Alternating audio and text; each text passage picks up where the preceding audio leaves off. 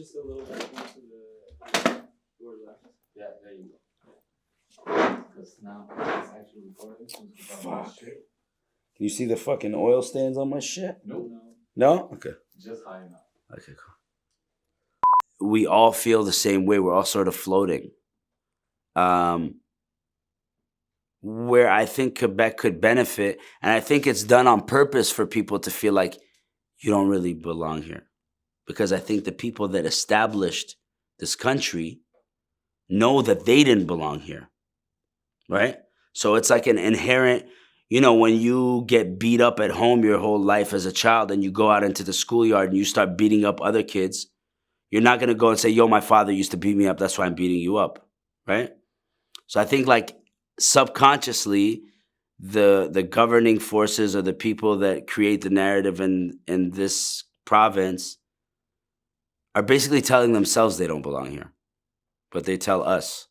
Really, I want you to look inside yourself, because most of the time in universities, kids are taught to like process information, put it down on paper, get a grade, and walk out, right?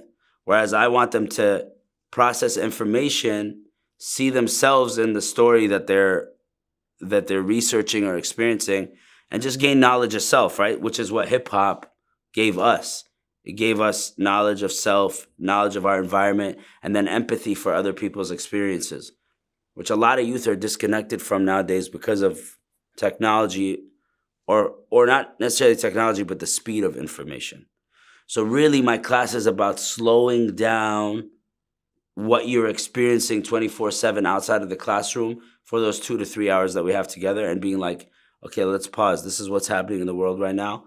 How do we understand it in the larger scheme of the world, and where do you fit into that? I think we're at a point now in history where, without being cliche, institutions are archaic, man. The record label system is archaic. The way of making media and film has become archaic. The way of seeking funding, although there's like a certain structure to make it in every industry that you're trying to get into, I feel like all those old models are not necessarily the only way to do it, right? So even in a university setting, even kids in my class, I tell them, listen, university might not be for you. That's why you're in university, to discover whether you want this or not. And if you don't want this, there's nothing wrong with that, but just don't go out there blindly and not find something that is for you.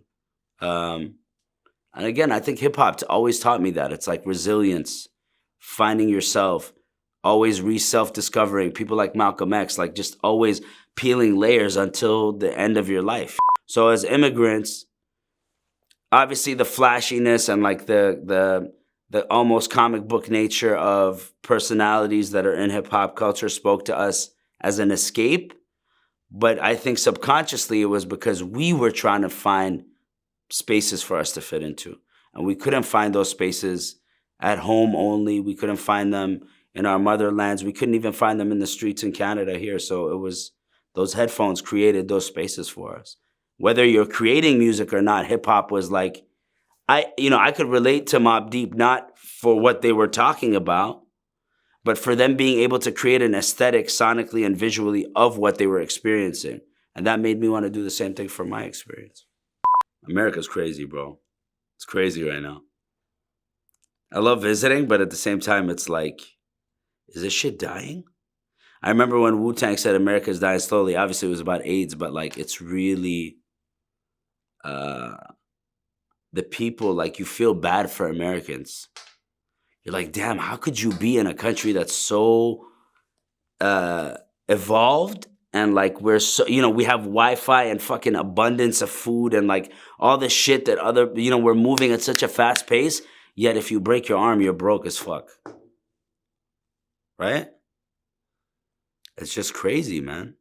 It's like we have a God complex. We have to be the freest, free everybody. Like, we have to be the greatest. We have to be the example for the world, as opposed to just like humbling yourself and acknowledging the mistakes that we've made as nations and people, going back in history and acknowledging the ancestors. We're like looking too forward into the future, and we're losing our ability to find the lessons in the moment. I don't know if you guys feel things feel less serendipitous now that we're so caught up in our phones. Like, I used to have a lot more magical moments when I was away from technology, you know? When we just had beepers and like we had to call people on phones. I'll meet you in 30 minutes, meet me at the corner.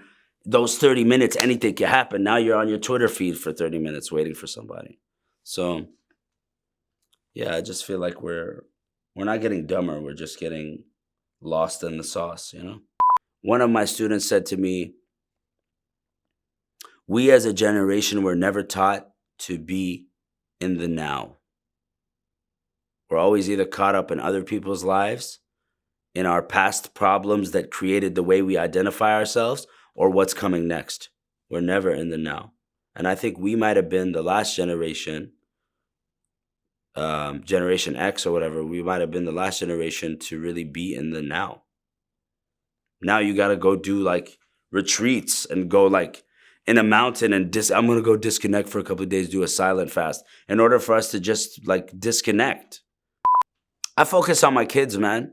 I mean, it's a 1-to-1, right? Each one reach one. So it's like, teach your kids empathy, teach them acceptance, teach them to listen, which is very hard with a young kid who always wants to talk. But you teach them to listen, and you listen to them. I think like that's a very important one, is to like, I don't remember communicating that much with my parents when I was younger. I remember talking to my parents, but not like, yo, I think Teddy's gay. Like I never had that conversation with my parents. You know what I mean? It had to be like, yo, let me go talk to my sister. Whereas now with my kids, I feel like I'm going to, inshallah, be able to have any conversation with them, except the whole like, dad, I'm in love with a robot. Right now, I feel like, yo, like, I think there's a lack of like, there's a disconnect because also the history in the city has not been documented through an artist that like took the city out the city, right? So you might have a Ketra or an A-Track or whoever that came out of Montreal and blew up, but we never go back. If you look at Vice, they never did a noisy about Montreal. They did a noisy about Toronto. They did one about Chicago. They did one about Atlanta. But Montreal is where Vice was born. And this is not to shit on Vice, but Montreal was where Vice was born. And the music scene here has been, not just the music scene, if you look at the tech scene, the art scene, we've been pioneers around the world. So why has that not been documented for the world to see? As I got older, I was like, nobody really gives a shit about Iraq. That's that can't be the thing that pulls people in, because a lot of people, you tell them that, turns them against you, right? So the intention became, let me just be myself and share like these day-to-day experiences of being who I am that people might relate to. And I think even on a career level, you have to think like that. Like, let me have one chair in my office. When I'm able to pay the person in that chair, let me get the second chair. Don't try to go and fill up a whole room right away and hire people, you know? Don't diversify your product before you can even sell one of them. So people don't know what they want because they don't think small enough. They always think too big, you know? Scale your dreams out. I say like scale your dreams before they become a nightmare, you know?